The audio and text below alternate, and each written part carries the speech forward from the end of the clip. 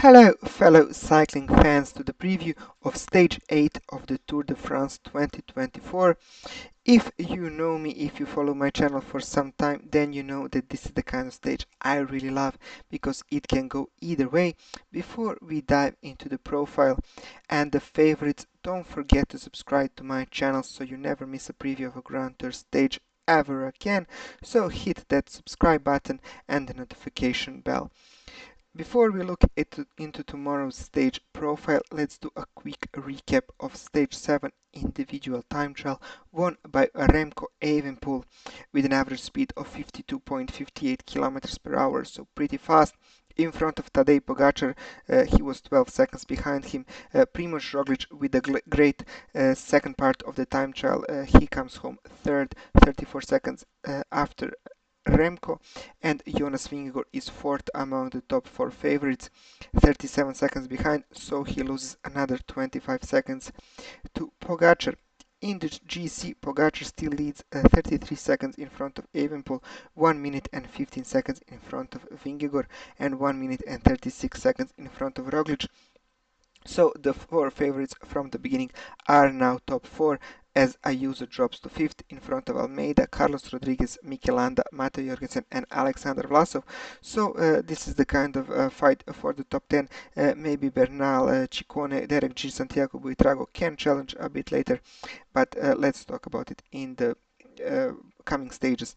In the green jersey classifications, nothing has changed. Girma is still first. In the KOM, there were no KOM points, so Abrahamsen is still in the polka dot jersey, and Remco Evenepoel extends his lead in the youth classification in front of Ayuso and Carlos Rodriguez, and in the team classifications, UAE further consolidates their first place.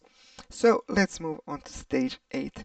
Why I like this stage: 183 kilometers from Semur en Auxois to Colombey-les-Deux-Églises, because there is no flat terrain tomorrow. We have 5 categorized climbs, but it's up and down all day, some 2,600 meters of elevation gain across the whole stage.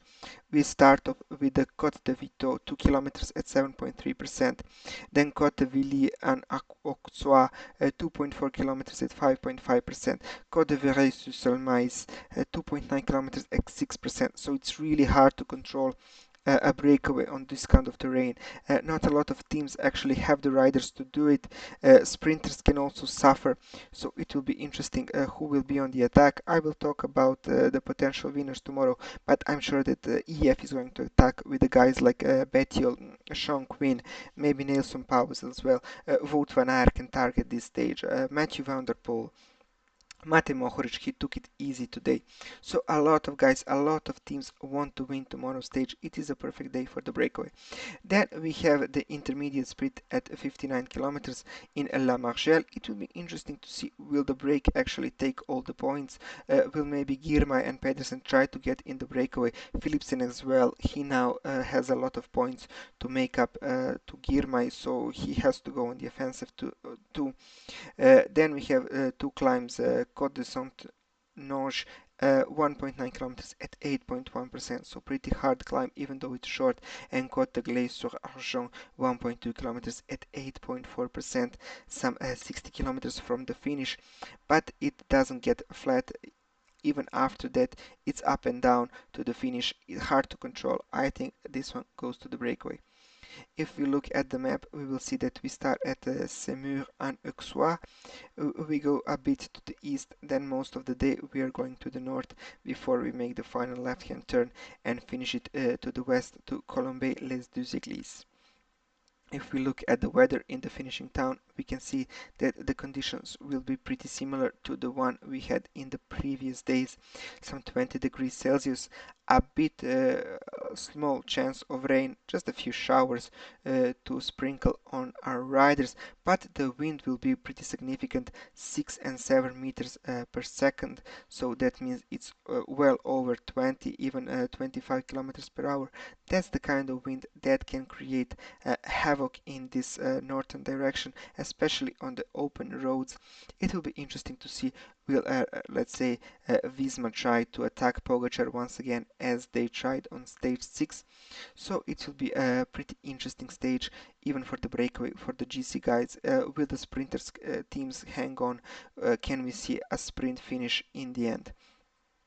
Before we look at the bookmakers' favorites, tell me in the comments who do you think is going to win tomorrow, and will we see some changes in the GC?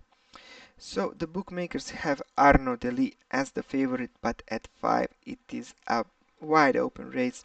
Jasper Philipsen is their second favorite in front of Bini Girmay. Then my pick for tomorrow, Wout van Aert in front of Mats Pedersen, Mathieu van der Poel, Magnus Cort Nielsen. Michael Matthews is always a good option. Marin van der Berg for EFs, they will be on the attack for sure. Alex Aramburu looks like a perfect stage for him if he can hang on with the leading group all the way to the finish. Phil Bauhaus, then Alberto Bettiol, Branko Cardilone, Mate Mohoric. So they think that maybe it will be a sprint more than the breakaway stage, but I'm leaning more toward the breakaway.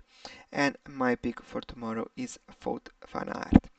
Thank you all for watching my videos. Don't forget to subscribe to my channel, like this video if you like my comments about races. Have a great day, and I hope to see you for the preview of a gravel stage 9. Have a great day and bye.